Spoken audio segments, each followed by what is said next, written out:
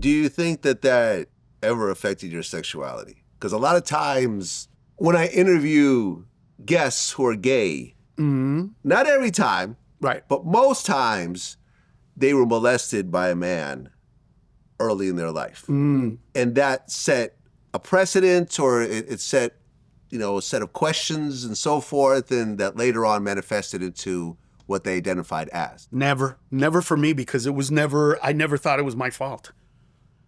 I'll never forget, bro, if you, to this day, bro, to this very moment in time, I can tell you, bro,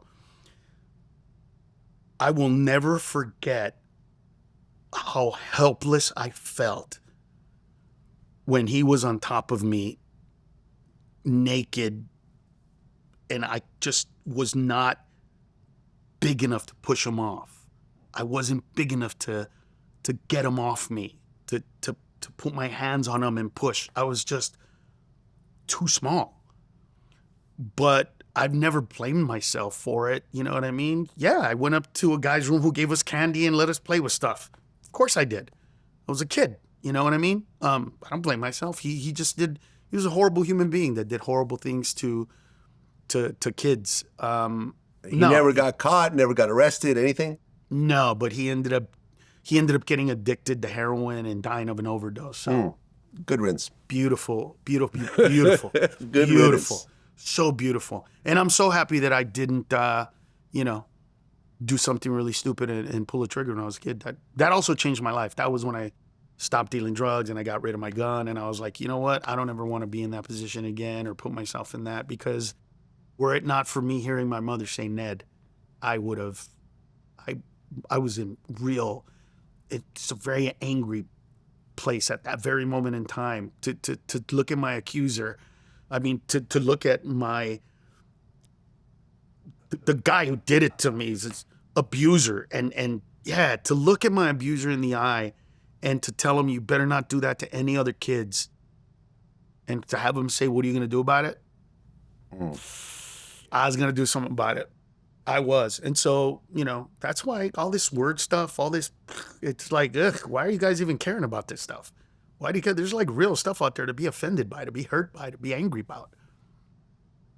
Yeah, I remember I interviewed Danny Trejo, right? And we talked about the movie American Me. And if you remember the movie, when, Edward James Olmos's character, who was, the founder, was based on the founder of the Mexican Mafia. Right. When he got in trouble as a kid, they put him in juvie. Right. And the first night he was there, he was raped by another boy. Right. And I'd heard rumors about the implications of this scene. And Danny Trejo confirmed it because he was friends with the founders of the Mexican Mafia. He'd been locked up with them and so forth. And what he confirmed was, when that movie came out, the Mexican Mafia was so upset because it never happened. Right. It was all fiction. Sure. Right? And had, I remember someone explained to me that if the founder of the Mexican Mafia was known to have been raped by another man, he would not be in that position. Right.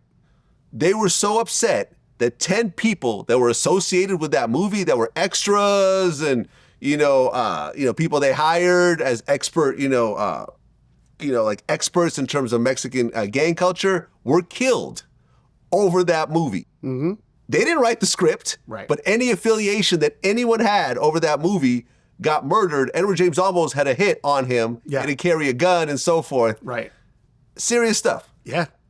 Very serious stuff. The person in charge of that movie made a lot of mistakes. American Me. Yeah. Edward James Olmos. Yeah. Okay. A lot of mistakes. Do you know him? He'll admit it. And I told him out front, you can't do this, Holmes. You can't do this. You're offending some very, very. He said, well, it's theatrical. I said, yeah, but you're not dealing with theatrical motherfuckers. Yeah. The power of cinema, you got to be really careful. Yeah. Wait a minute. And I don't mean, am I offending somebody? No, you just got to be real careful about telling the truth. Okay, the leader of the Mexican Mafia was never raped. Yeah. All right? So that's number one. Yeah. And from what I understand, some of the people featured in that movie, like I think, like got killed It was- because of them being in that movie. 4 out here and about, I think, 6 in prison. You heard this before? Yeah, and I grew up around that. Ah, But I got the opposite end of that. yeah. I got the good side of it. So when I was a kid in my neighborhood, everybody knew that I was smart. Everybody knew that I was a scholastic achiever. So one time, I was about 10 years old. I was walking to school, and one of the younger gang members pushed me, and he was like, "Where you going, bro? What up, is there?" I was like, "Hey, man, just going to school, dog." And he's like, "Man, fuck school, bro. Let me tell you something." And then one of the veteranos who had just gotten out of jail recently pushed him aside and said, "Hey, bro, don't ever mess with that kid right there, bro. That kid right there is going to do something for us. That kid one day is going to shine and make people see us differently, bro. You and I are going to end up dead or in jail before we're 20-something. Not him, bro. Leave him alone. I don't want anybody ever fucking with him. He's not a gang member. He's not that. That's not who he is. This kid is smart. He's going to be somebody." And from that point on, they'd never mess with me. And dude, a dude who just got out of jail. I mean, I'm going to cry. I little moments like that in my life are like, to me, sometimes I talk about them like they're nothing, right? Because I don't sit down and brew in this kind of stuff all the time. But when I think about how influential that moment was, that guy right there made it so that I never got my ass beat, so that they never mess with me, so that they never try to, sell me drugs or any stuff like that. I got protection from a killer because he believed that I would be somebody. I've interviewed a lot of norteño and serreños over the years, usually rappers. Mm-hmm. It's always been interesting. I remember I've asked this to both norteños and serreños, and they have all confirmed this. Mm-hmm. I remember one of them, I forgot who it was that said it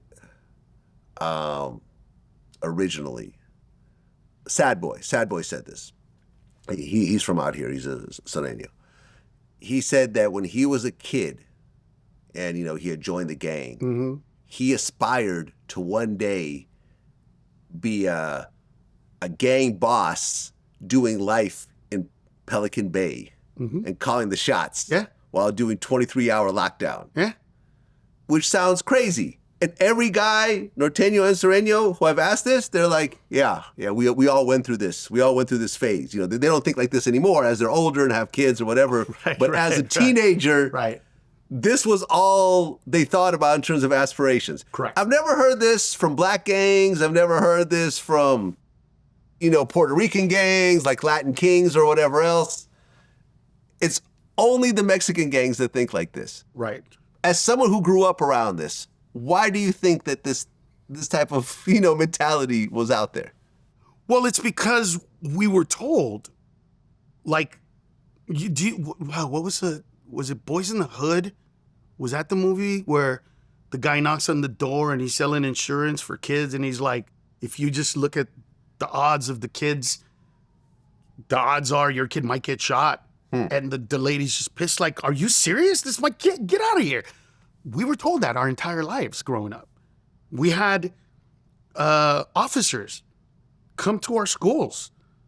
I remember the days showing us drugs, telling us this, telling us that if we get in a gang that we're going to be dead or dead, that statistically you won't reach this age, blah, blah, blah. So believe it or not, when you're told you're going to join a gang, you're going to end up on drugs, you're going to die, or you're going to end up in jail, the best option of all those is I'm not going to die, I'm going to end up in jail, but I'm going to rule the whole goddamn thing.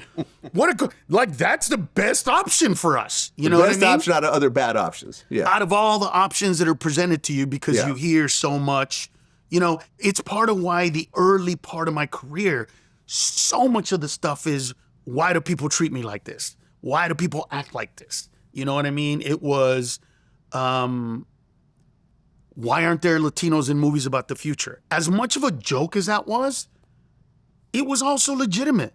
It was also going, wait, my name is Mencia, and I'm watching Star Wars and Star Trek, And there's no goddamn Latinos in these movies. What happens to us in the future? How irrelevant are we?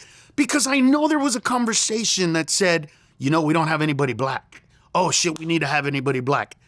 If the conversation ever occurred, we should have a Latino. The response to that would have been, fuck them, we don't need them. Or, it's not important to put them in here. Either way, the irrelevance of a Latino in these movies was a huge part of what I used to talk about